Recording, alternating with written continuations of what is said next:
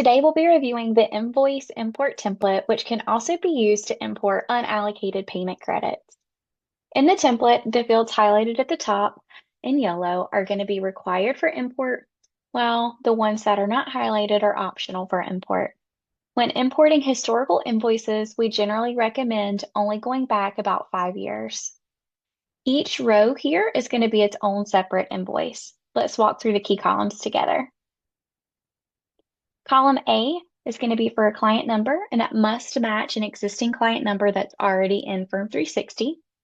Column B for invoice number must be unique, cannot be duplicated in this spreadsheet or with a invoice number that's in Firm360. Invoice date is going to be the date that the invoice was issued. Single line item title. This must match an active billable category in Firm360. In order to find that, simply go to Customizations in the black ribbon, and then go to Billable Categories. Here you can see the default options as well as add any additional ones that you'd like. Line item description is going to be optional and it will appear under the billable category as a note. Invoice due date is required, and this will be the date that the invoice is due. The invoice amount is also required.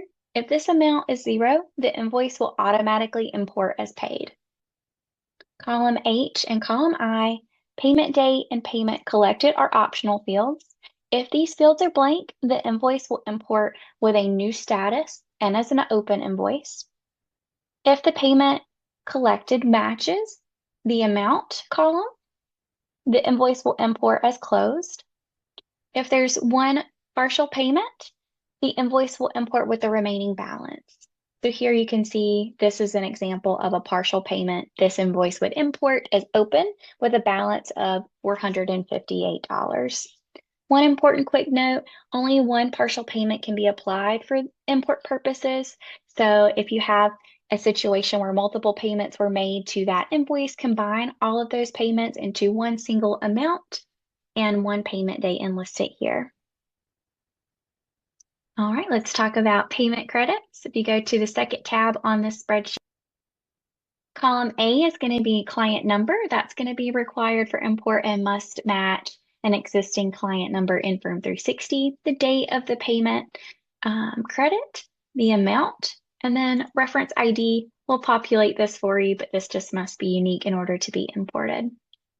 Once you have your invoices and your payment credits ready to be reviewed, go ahead and upload those to your 1000 Office client and send an email to your data migration specialist or to support at My Firm360.